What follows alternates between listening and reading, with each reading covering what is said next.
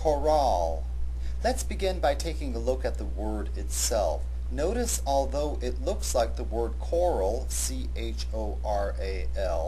it has an E at its end. Therefore, the proper pronunciation of this word has the accent on the second syllable, chorale. This kind of composition is the backbone of Protestant church music. And before we examine it any further, let's take a look at both the Catholic tradition of church music and the Protestant tradition of church music during the periods that each of them began to cultivate their own distinct brand of polyphony. We began our exploration of Catholic church music by looking at the music of the Middle Ages, and during that time we focused on the music of the Roman Catholic Church. As you surely recall, the early polyphonic works of that tradition were based on medieval monophonic chants. We saw this with an Organum of Perotinus. We saw it continued in a work by Machaut. And in fact, that's exactly how we came to have a tradition of composed polyphony. Medieval singer-composers wanted to be able to show off their skills, so they took existing melodies, prolonged them to extreme lengths, and wrote shorter, faster moving melodies against them. Thus polyphony was born. Typical Protestant high art church music of the 16th century is almost indistinguishable from that cultivated by Catholic composers. And we see that the same thing happens today. Every time a new brand of Christianity comes into existence, it does not mean that an entirely brand new type of music appears, one that is specific to that tradition. When Protestant church music began to find its own voice and its own style, however, it proceeded along a path that certainly seems familiar to us. Early polyphonic works of Protestant high art church music, different from the Catholic tradition, were based on chorale melodies. So in both traditions we have an emphasis on an existing body of song that is used as the foundation for more elaborate artworks. There's nothing terribly exotic about the word chorale. Chorale comes from the German word Choral, which simply means hymn, and today the word chorale is used to refer to the body of melodies that are identified with the Protestant church tradition. Basically, take a look at those thick hymnals that you find in a typical Protestant church today. Such songs are properly called chorales. And these hymn books are very interesting to examine because usually at the top of the page you find the source of the music and the source of the text. If you were to examine a number of these melodies for both their musical and their literary sources, you might be surprised to see how diverse they are.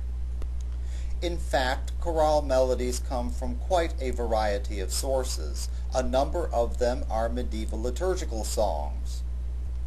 So it's clear that the people of the 16th century, during the age of the Reformation and the founding of new branches of Christianity, did not throw their Christian musical heritage out the window. Some chorale melodies are based on popular songs of early centuries, 14th, 15th, 16th century and onwards. Some of them come from folk songs. And of course, others of them are newly composed melodies. If we had such documentation for the medieval monophonic liturgical melodies that medieval composers used as the bases for their own compositions, we would probably see a similar array of sources.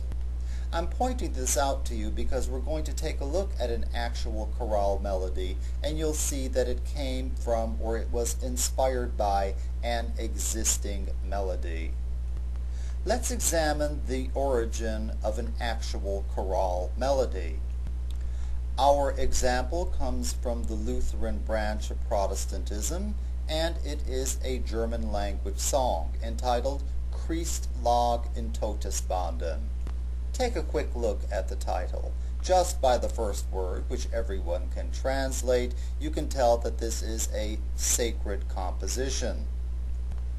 And you could perhaps guess something about a few of the other words as well. For example, the second word looks very much like its counterpart in English. It is the simple past tense of the verb to lie. So lock in German is lay in English. The third word in, you've probably guessed, means in. And Todesbanden means Todesbanden. Well, okay, I'll give you some help there. If you take a look at the end of the word, Banden looks a little bit like the word, or sounds a little bit like the word bond or bonds. And the first part, totus, is the genitive form for death. The title, therefore, means Christ lay in death's bonds. Now, this certainly is a rather severe title for a Christian hymn, and you probably won't find titles or text of this sort in modern hymnals.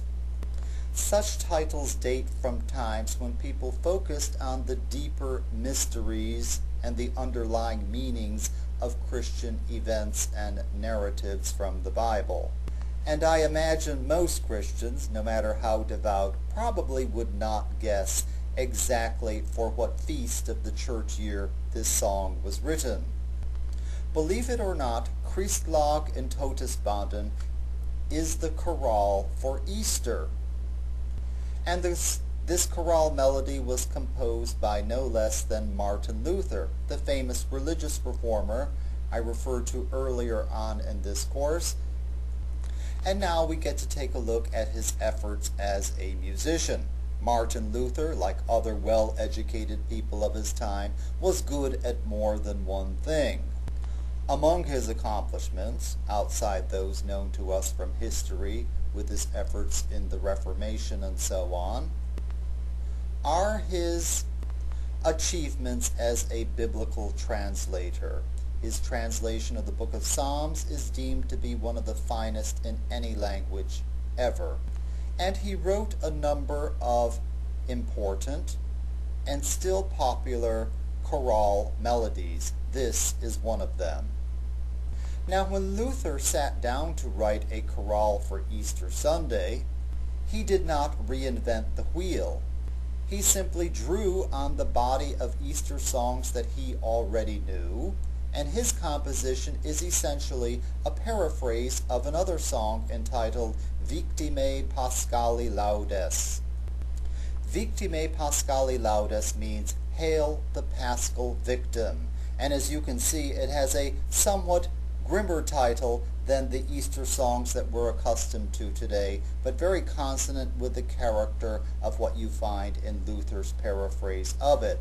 Victimae Paschali Laudes is the medieval sequence for Easter. It's one of those few sequences that survived the reforms of the Council of Trent. Luther and other Protestant church composers preserved many of these melodies in Lutheran chorales. Let's take a look at how Luther went about composing this work. Just by looking at the notes of the two melodies, you can see that they have a number of points in common.